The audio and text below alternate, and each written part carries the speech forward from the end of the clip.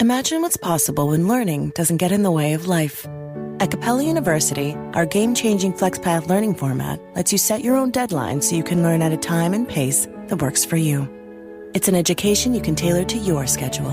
That means you don't have to put your life on hold to pursue your professional goals. Instead, enjoy learning your way and earn your degree without missing a beat. A different future is closer than you think with Capella University. Learn more at capella.edu. You know what's smart? Enjoying a fresh gourmet meal at home that you didn't have to cook. Meet Factor, your loophole in the laws of mealtime.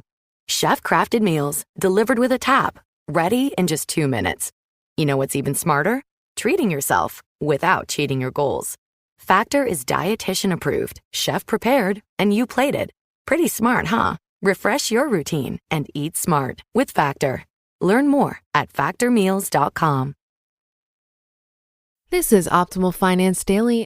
F.I.R.E is for Wimps by A Purple Life of apurplelife.com.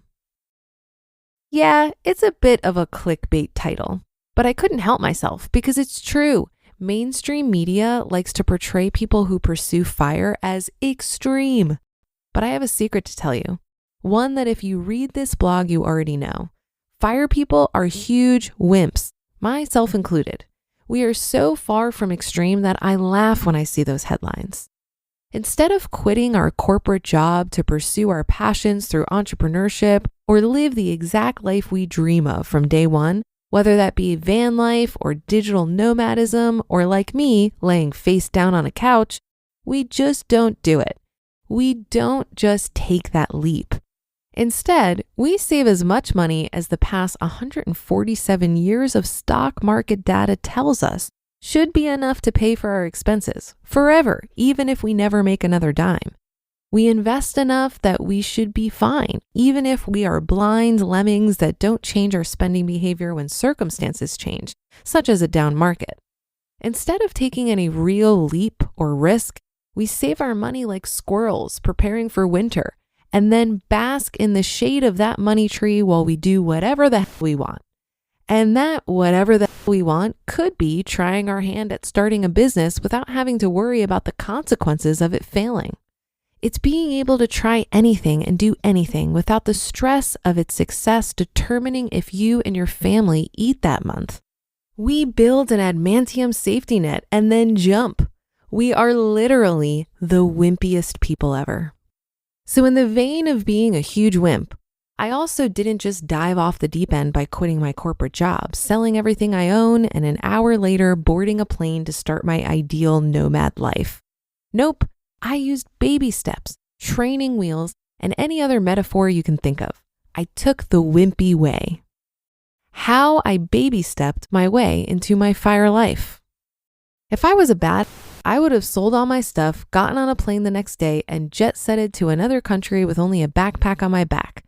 But I'm not doing that. Far from it. Instead, I did everything in my power to make my life during my journey to financial independence as wonderful as I could and as close as possible to the life I imagined after I reached my goal. That's why I moved from New York City to Seattle for a better standard of living for half the cost. That's why I kept job hopping and eventually landed my sweet current gig, which I've been doing remotely for 4 years, and by far my longest stint yet. I created the best life I could and then figured out how I could inchworm my way towards my post-career life. Here's how I did it. Spacing out change. I personally get overwhelmed with change, and if multiple changes are happening at the same time, I basically freak out. To combat this, I spaced out the time between big changes from moving from a remote job in Seattle to being a retired nomad traveling across the world. Here are the baby steps I took that were each separated by several weeks, months, or even years. Have a normal career, then get a remote job, then get rid of our stuff, then try nearby nomad life, then give my job notice, then move cross country, then quit my job forever, then travel the world. Working from home. I worked in normal corporate America for 5 years. I fought my way onto the New York City subway every morning. I waited in endless lines to get on the elevator while worrying if I would be late for my 9 a.m. meeting. I pasted a fake smile on my face for 10 hours a day. I walked home from work in the rain. I did all the normal stuff. And when the opportunity presented itself for me to have a remote job, something that I didn't even realize was a possibility within the marketing industry, I jumped at the chance. And it was one of the best decisions of my life. I've talked at length about the wonderful pros and some of the cons of working remotely, but overall, it was a complete game changer for my life. It made work infinitely more bearable, especially for the long hours I often have to keep. It made it feel less like I was choosing my work over my friends and family and gave me a much better sense of balance. This shift in my career was also extremely helpful on my journey to financial independence, because one of the things that early retirees warn about is the complete shift in your life from being at work most of the day to being at home while others are at work, or at home with your spouse that you previously basically never saw. Working from home before retiring allowed me to get a taste of what that's like, being at home more, being out and about when my friends are at work, and spending a lot more time with my partner. He works from home as well. It was like an early retirement prequel. Micro move. I was originally going to pare down from an apartment full of stuff to a 40-liter backpack. But because of COVID considerations and closed international borders, we changed that plan to a micro move across the country that includes one checked bag each.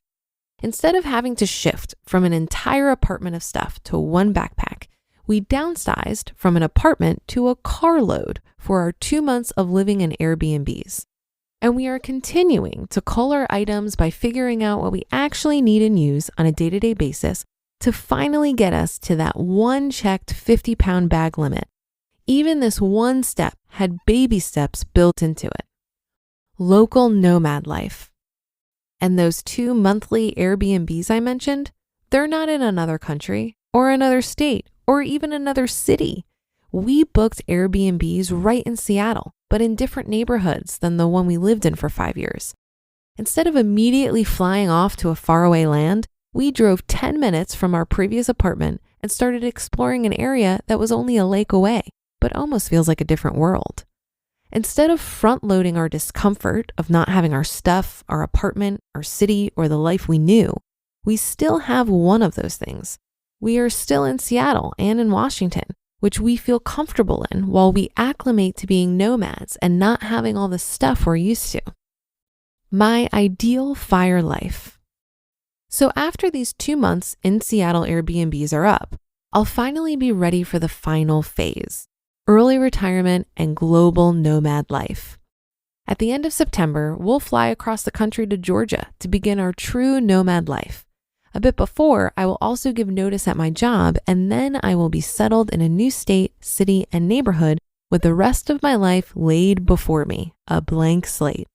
I don't think I would have gotten there with my sanity intact without taking these multiple smaller steps, from working from home for years to moving to another neighborhood while adjusting to be a nomad, and finally to moving across the country and quitting my career to retire at 30. Conclusion. I'm a huge wimp, y'all. I think that comes through in basically everything I write, but in case it doesn't, it's very true. I don't pursue F.I.R.E because I'm a reckless quite the opposite. And I took the same overly cautious approach to pulling the trigger on my ideal F.I.R.E lifestyle. To the Wimps. You just listened to the post titled F.I.R.E is for Wimps by A Purple Life of apurplelife.com. You sign up for something, forget about it after the trial period ends, then you're charged month after month after month. The subscriptions are there, but you're not using them. In fact, I learned that 85% of people have at least one paid subscription going unused each month. Thanks to Rocket Money, you can see all your subscriptions in one place and cancel the ones you're not using anymore, saving more money. Rocket Money is a personal finance app that helps find and cancel your unwanted subscriptions, monitors your spending, and helps lower your bills so you can grow your savings. See all of your subscriptions in one place and know exactly where your money's going. Rocket Money has over 5 million users and has saved a total of $500 million in canceled subscriptions, saving members up to $740 a year when using all of the app's premium features. Cancel your unwanted subscriptions and reach your financial goals faster with Rocket Money. Go to rocketmoney.com/OFD today. That's rocketmoney.com/OFD. rocketmoney.com/OFD. Ryan Reynolds here from Mint Mobile. I don't know if you knew this, but anyone can get the same premium wireless for $15 a month plan that I've been enjoying. It's not just for celebrities. So do like I did and have one of your assistants switch you to Mint Mobile today. I'm told it's super easy to do at mintmobile.com/switch. Upfront payment of $45 for 3-month plan, equivalent to $15 per month required. Intro rate first 3 months only, then full price plan options available. Taxes and fees extra. See full terms at mintmobile.com. This article reminded me of a conversation I had on the Bigger Pockets Money podcast. It's episode 215 if you want to check it out. In reference to leaving my full-time job, despite not being financially independent, I was talking about how my pursuit of F.I.R.E opened up this opportunity for me to take more risks.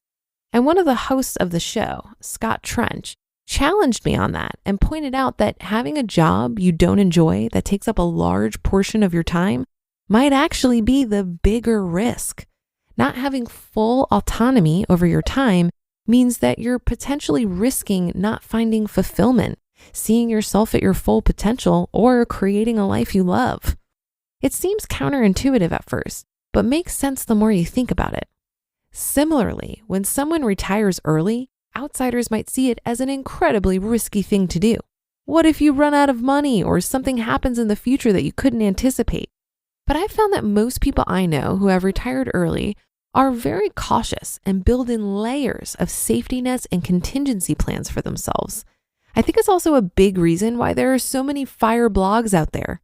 Early retirees are pretty thoughtful about this stuff and will analyze the decision to walk away from employment ad nauseum. So if you consider yourself a wimp, perhaps the F.I.R.E path is for you after all. And that's another episode of Optimal Finance Daily. Thank you for your support and for listening every day, of course. We wouldn't be here without you and our contributing authors. Have a great start to your weekend, and I'll be back with another post for you tomorrow where your optimal life awaits.